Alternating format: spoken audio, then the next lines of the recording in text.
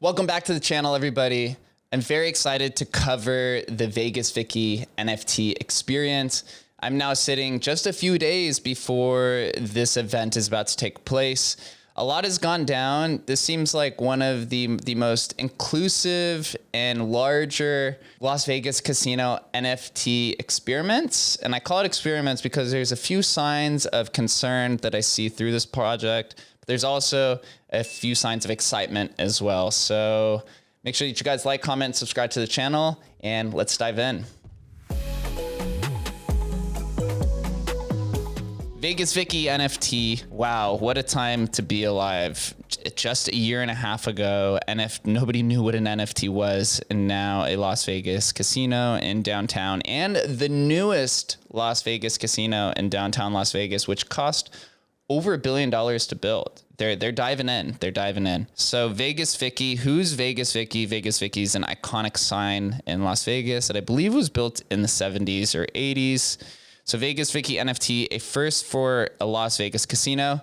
As we know, not true. I have videos documenting the Jabberwockies experience at MGM and just covered Resort World's NFT drop that just happened recently on the Theta blockchain. So make sure we got to keep the corporations honest, because they will throw out any claim to make it seem like they're on the leading edge, which they are, but they're just not the leader at the moment. Is an opportunity to own an iconic art and get access to VIP experiences at Circa. So very similar to what Resort World had done. This just seems to be a little bit larger. So 2,805 unique NFTs from 4 varying tiers. The one and only, so this is one. Then you have 54 NFTs of Dealer's Choice, 250 of Neon Idol, and 2,500 of Off the Rack. So this would essentially, Off the Rack is essentially the entry level to the Circa NFT project. If this is going to be the Circa NFT, this is probably the one that you're going to want to own.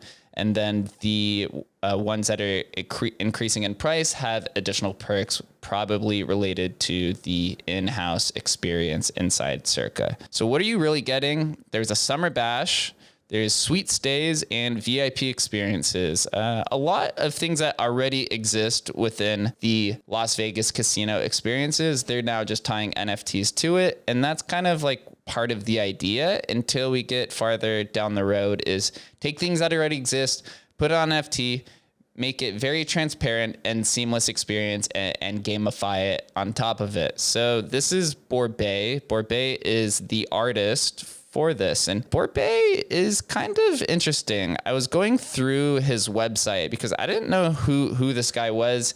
He all of a sudden just popped up, and there was a picture of him painting Vegas Vicky, and I'd never come across his name or heard of him in Las Vegas. So it looks like he's an artist, and I couldn't figure out if he lives in Vegas or New York or Arizona, right? A Neon Cowboy Scottsdale commissioned painting. And so here, let's go to his press, and he's got a lot of credibility, right? He's been on Vital Vegas, Circa, of course. He's been on New York Lifestyles, Jackson Hole. He's been in Forbes, LA. So it seems like this guy's been kind of all over the place, right? You get LA, the Midwest. Now you're out to the west of Las Vegas. Let's press Vital Vegas, Adele Fallout. Oh, so Scott with Vital Vegas, which is one of the larger blogs in Las Vegas. Looks like he did cover him a bit about the Vegas. Oh, there it is. So please do not ask what an NFT is.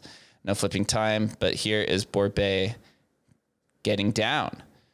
So let's go back to the website, and I want to show you the perks or the collections. So here there's 4 different ones, and we'll start with the grandiose one that sold for 18.5 ETH. This is the one and only. There's only one of these. It's you get the founder suite for 3 days, limo transport, welcome cocktails, complimentary entry to Summer Bash, the owner's suite, VIP welcome open bar, food and beverage credit, pretty much a lot of things that Resort World had done with their unique packages as well. Then you go down to Dealer's Choice, a lot more of the same, but I want you to note the difference. 18.5 ETH is almost $40,000 in today's terms. And 2 ETH, you're saying now almost $4,000 for pretty much almost the same experience. Like, what, to me, I don't know if I'd overpay $35,000 to get pretty much the same thing, unless Borbet's commissioned work really sells for that much. Seems like this might be the better option. And see, as you scroll down, 1.25 ETH, it becomes less and less. And then this is the off the rack. This is the entry level. So this is something that I want you to keep an eye on, plus future perks and utility. So if they're going to build on top of this NFT project, you're going to want to at least have this so that you get future airdrops to whatever the new tickets or perks or VIP access to whatever may come down the road, or even just artwork. This 18.5 ETH, this is something that corporations mess up with in the NFT world. They come in and they think, because they're a Las Vegas casino, they could come in and throw thousands of dollars, or if you're Budweiser, you're a multi-billion-dollar company, or Adidas, or any of these. They come in with the price too high, and their sales really, really, really suffer from it, because there's yes, you have the Web2 community, right? You have your devout customers, but in Web3, there's been no melding of communities, and the Web3 community is very smart, and they seek these out, and they understand that this could be a little bit of a cash grab, which is just a blanket label. I'm not calling this a cash grab, but let's look. So you had 54 supply, 27 remaining. So you've only sold 27 of that one. 250 supply, 240 remaining. So you've only sold 10. And then off the rack, you can see this is the one that I minted. I supported you guys. I was there on mint day. They only sold 34 of these. So you're saying you've sold maybe 75 NFTs out of 2,800? Not looking good. Not looking good. But I hope that this experience is much better than how the sales are doing. And if you go to this leaderboard, the leaderboard's pretty cool. It's just a gamified experience of investing and collecting. And if you go down here, you can see there's only 50 different wallets. So you're saying maybe 50 individuals, 50 unique wallets, 75 NFTs sold. Some people are doubling down. So probably only going to see 50 people with their plus ones. They did give us plus one. So maybe 100 people at this event next week. Could be cool. Could be not. Here was the bidding action of the 18.5 ETH sale of the only one. I do want to notice that if you look here, June 27th, 2022, you had a few bids that same day. And then July 5th, it goes from 6.4 ETH all the way up to the sale that same day of 18.5. So there's increased bidding action within the last 12 hours. Very common within the auction system. Why there wasn't more, I don't know, but something to just be very curious and weary about, because a lot of this stuff can be gamed. Not saying that this is, but this is just common within the art and collectible world in Web 2 and in Web 3. So just be very careful of that. When you go to the social media accounts, you can see Vegas Vicky account at Vegas Vicky. This was their first tweet about the NFT project. And it looks like they just converted this Vegas Vicky account, because you could go back and you can see that this had nothing to do with NFTs beforehand. It was just humanizing Vegas Vicky, which is probably a smart move from a marketing perspective and branding. And then they go on and they market it, right? So there's Borbet interview, and then eventually kind of just like converts completely into the NFT idea. And then at some point in July, they decided, hey, we should probably separate these two. And so now they have the Vegas Vicky sole dedicated Twitter account. And this brings something to my attention, which a lot of corporations that are getting into NFTs do. They separate the NFT from their business model. And it could be for a few reasons. Maybe they're still experimenting. Maybe they're not completely convinced that NFTs are something of the future. Maybe they just want to make money and they don't want to dilute their Web2 brand with, participating in NFTs, because there are a lot of people who are not friendly to the NFT community. But regardless, this is what happened, a more curated experience. So probably good catering to the Web3 community. But as you see through the sales, they're not catering to their existing customer base, which has definitely hindered their sales. And this has happened with all of them.